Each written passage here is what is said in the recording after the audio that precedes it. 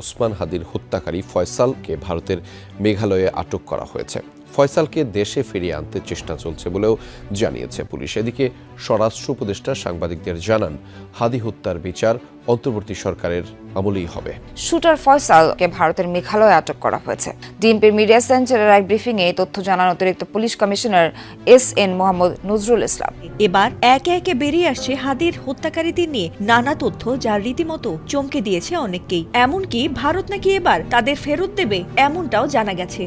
ইনকিলাব মঞ্চের আহ্বায়ক ওসমান হাদির উপর হামলাকারীরা ভারতে ঢুকে পড়লে তাদের গ্রেফতার করে ফেরত পাঠানোর আহ্বান জানিয়েছে ঢাকায় নিযুক্ত ভারতীয় হাই কমিশনার প্রণয় বার্মাকে পররাষ্ট্র মন্ত্রণালয় তলব করে এই আহ্বান জানানো হয়।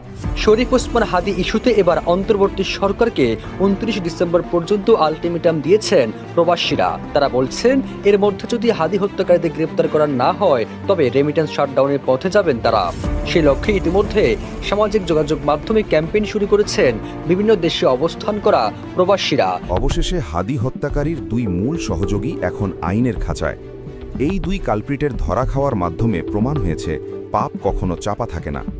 আর তাদের গ্রেফতারের সাথে সাথেই তদন্তে বেরিয়ে আসছে এমন সব তথ্য যা শুনলে আঁতকে উঠবে সাধারণ মানুষ।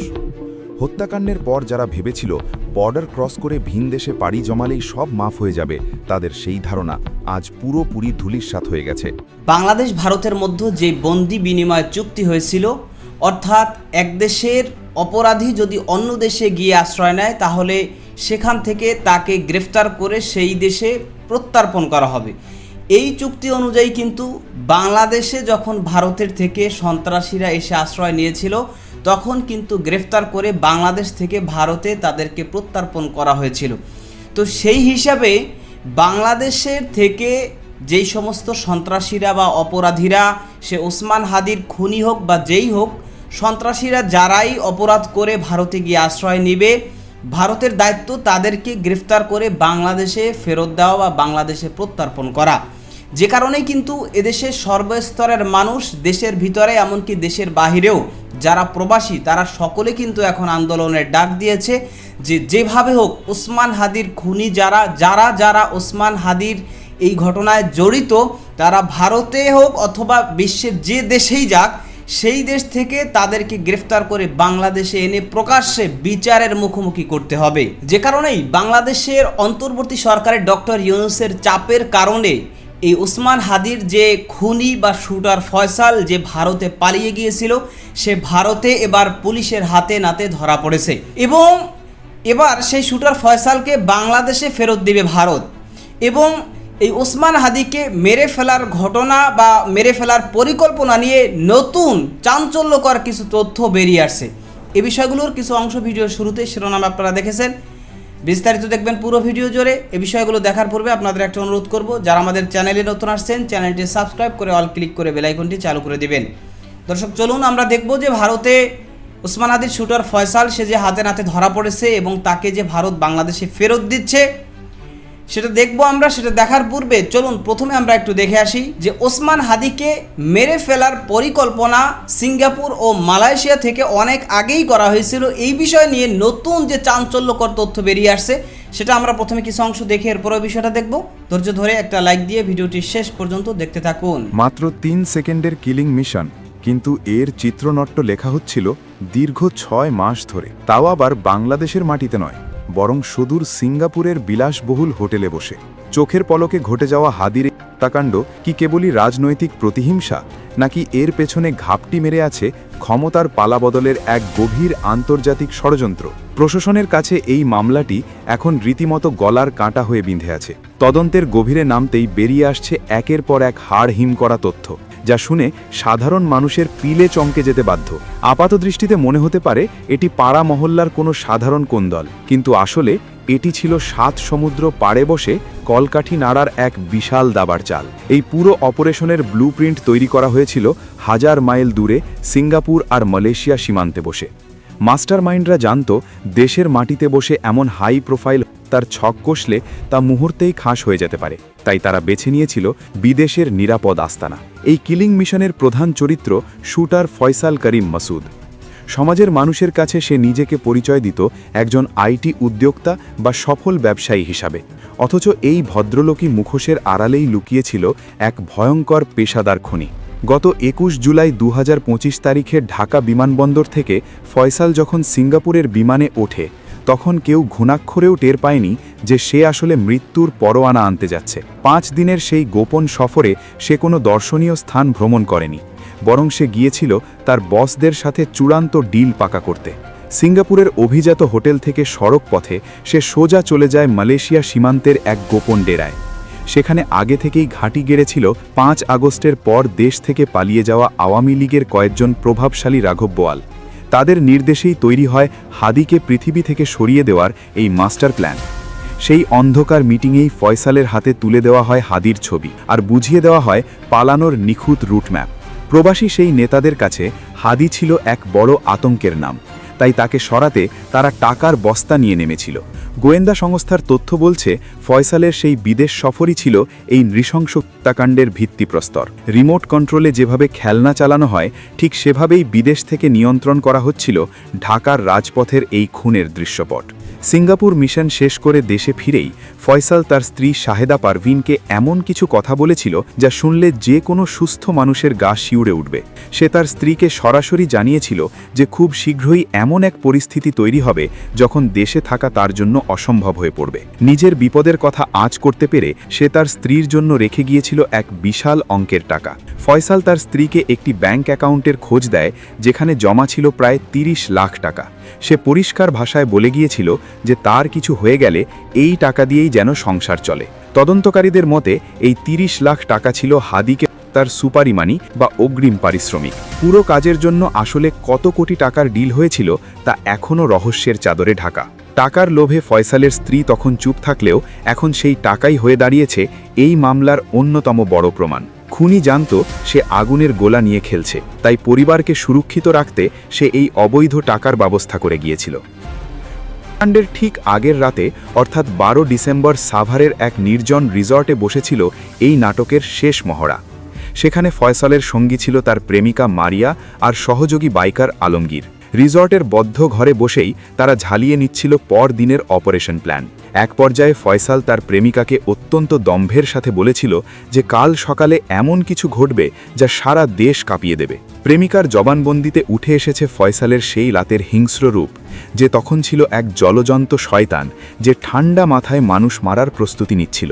তার সেই হাড় হিম করা ভবিষ্যৎবাণী যে কতটা সত্য ছিল তা পরদিন শাহবাগের রক্তমাখা রাজপথ প্রমাণ করেছে। কোনো আবেগ বা অনুশোচনা নয়, বরং নিখুঁত নিশানায় হাদিকে শেষ করে দেওয়াই ছিল তার একমাত্র লক্ষ্য। সবচেয়ে বিস্ময়কর ব্যাপার হলো কাণ্ড ঘটিয়ে ফয়সাল ও তার সঙ্গীরা যেভাবে দেশ থেকে পালিয়েছে তা সিনেমার কাহিনীকেও হার মানাবে। প্রশাসন যখন হাদিকে বাঁচাতে হাসপাতালে ছুটছে আর উত্তেজিত জনতা রাজপথে স্লোগান দিচ্ছে, ঠিক সেই সময়ে পাড়ি দিচ্ছিল সীমান্তের কাঁটাতার। এক কথায় একে বলা যেতে পারে মাস্টারমাইন্ডের সাজানো রেড কার্পেট। এরপরেই তদন্তে উঠে এসেছে যুবলীগ নেতা বাপ্পির নাম, যার ইশারায় সীমান্তের সব দরজা খুলে গিয়েছিল।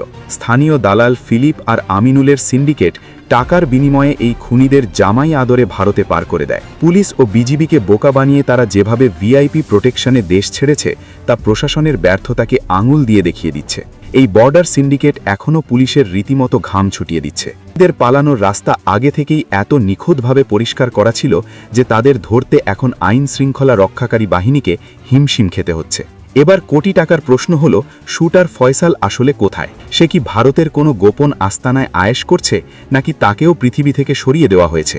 এই মামলার সবচেয়ে বড় রহস্য এখন এটাই, কারণ ফয়সাল বেঁচে থাকলে একদিন না একদিন সে মুখ খুলবেই, আর তখনই বেরিয়ে আসবে আসল গডফাদারদের নাম। রাঘব বোয়ালরা খুব ভালো করেই জানে যে ফয়সাল পুলিশের হাতে ধরা পড়লে তাদের মুখোশ খসে পড়বে, তাই নিজেদের পিঠ বাঁচাতে মাস্টারমাইন্ডরা হয়তো ফয়সালকে গুম করে ফেলার সিদ্ধান্ত নিয়েছে।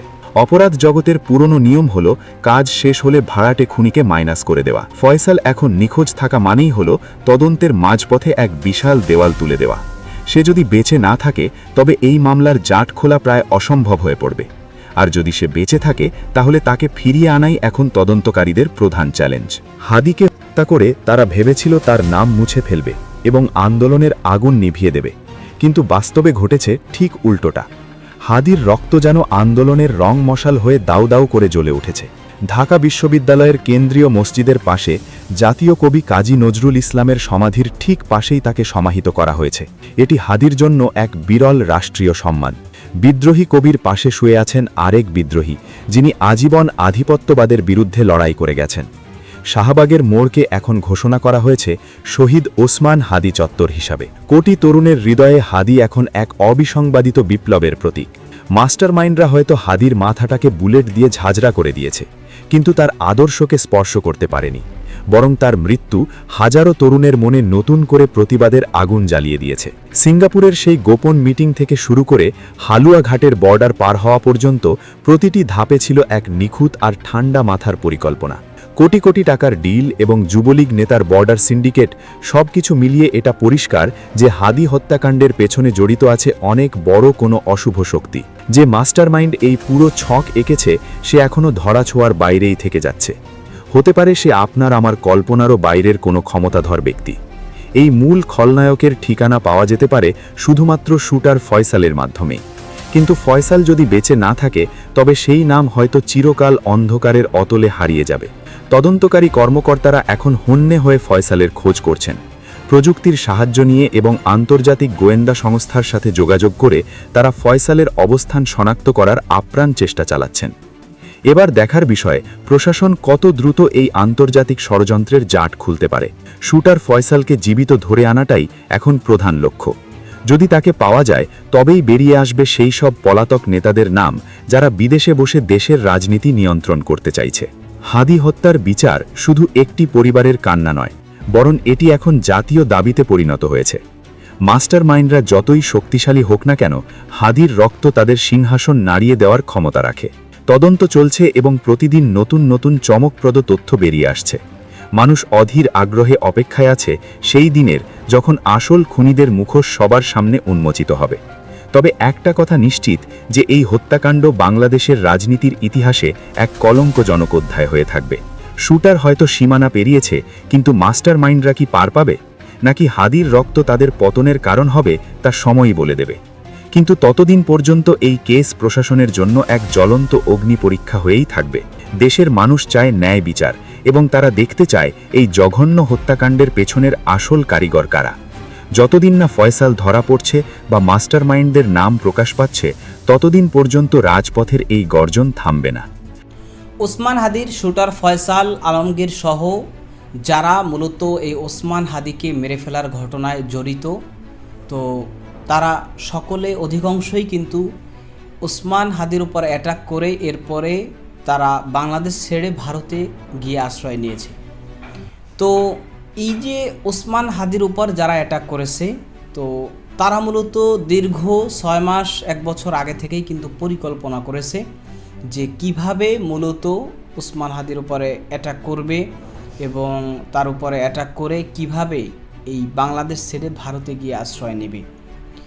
এবং এই যারা মূলত পরিকল্পনা করেছে তারা বাংলাদেশের ভিতরে অবস্থান নিয়ে পরিকল্পনা করাটা কিছুটা রিস্ক মনে করায় তারা বাংলাদেশের বাহিরে প্রবাসে মালয়েশিয়া, সিঙ্গাপুর সহ বিভিন্ন দেশে বসেও তারা পরিকল্পনা করেছে। কিন্তু সকলের টার্গেট ছিল একটাই, যে ওসমান হাদির উপর অ্যাটাক করে যেভাবে হোক ওসমান হাদিকে দুনিয়া থেকে শেষ করে ফেলতে হবে এবং পাশাপাশি তারা সকলে বাংলাদেশ ছেড়ে ভারতে গিয়ে আশ্রয় নেবে, যেন কোনোভাবেই তাদেরকে বিচারের মুখোমুখি হতে না হয়। তো বাংলাদেশের সাথে ভারতের সাথে একটা বন্দি বিনিময় চুক্তি রয়েছে এবং যে চুক্তি অনুযায়ী কিন্তু ভারতের থেকে যখন সন্ত্রাসীরা বাংলাদেশে এসে আশ্রয় নিয়েছে, তখন বাংলাদেশের পক্ষ থেকে ভারতের কাছে তাদেরকে হস্তান্তর করা হয়েছিল। সেই চুক্তি অনুযায়ী ভারত কিন্তু এই ওসমান হাদির যে শুটার যারা আসামি যারা পরিকল্পনায় জড়িত তাদের সকলকে ফেরত দিতে বাধ্য। এবং এই বিষয় নিয়ে বাংলাদেশের অন্তর্বর্তী সরকারের পক্ষ থেকেও স্পষ্টভাবে কঠোর বার্তা দেওয়া হয়েছে যে যারা এই ঘটনায় জড়িত তারা ভারতে গিয়ে আশ্রয় নিয়ে থাকলে তাদেরকে যেন গ্রেফতার করে বাংলাদেশে ভারত ফেরত দেয়। এবং এই বিষয়টা নিয়ে ভারত সরাসরি যে অপরাধীরা ভারতে গিয়ে আশ্রয় নিয়েছে বা ভারতে গিয়েছে এটা অস্বীকার করলেও ভারত কিন্তু ওসমান হাদির বিচার চেয়েছে, যে ওসমান হাদিকে যারা মেরে ফেলেছে, যারা এই পরিকল্পনায় জড়িত, তাদের যেন বিচার করা হয়, এটা কিন্তু ভারত বলেছে। তো যে কারণে এখন বাংলাদেশের অন্তর্বর্তী সরকারের পক্ষ থেকে যদি কঠোরভাবে চাপ প্রয়োগ করা হয় এবং বাংলাদেশের অন্তর্বর্তী সরকারের পক্ষ থেকে যদি সর্বোচ্চ পদক্ষেপ নেওয়া হয়, তো তাহলে অবশ্যই ওসমান হাদির শুটার ফয়সাল সহ যারাই ওসমান হাদিকে মেরে ফেলার ঘটনায় জড়িত তাদের সকলকে বাংলাদেশে ফিরিয়ে এনে বিচারের মুখোমুখি করা সম্ভব। কারণ এখানে একটা বিষয় হচ্ছে যে শেখ হাসিনার বিষয়টা কিছুটা আলাদা। কেন? শেখ হাসিনার বিষয়টা সম্পূর্ণভাবে রাজনৈতিক। সে একজন দেশের প্রাইম মিনিস্টার ছিল এবং তার সাথে ভারতের সাথে খুব গভীর সম্পর্ক। সুতরাং সে জায়গা থেকে এতদিন যেহেতু ভারতই ইন্ধন দিয়েছে বা ভারত সহযোগিতা করেছে আওয়ামী লীগকে, এই শেখ হাসিনাকে, সুতরাং এখন যদি ভারত আবার শেখ হাসিনাকে ফেরত দেয় তাহলে বিষয়টা কেমন হয়ে যায়। যে কারণে কিন্তু শেখ হাসিনাকে নিয়ে তারা খুব মোড়ামুড়ি করে এবং কোনো কথা বলে না, চুপ থাকে। কিন্তু ওসমান হাদিকে মেরে ফেলার ঘটনায় যারা জড়িত তাদের বিষয়টা সম্পূর্ণ আলাদা।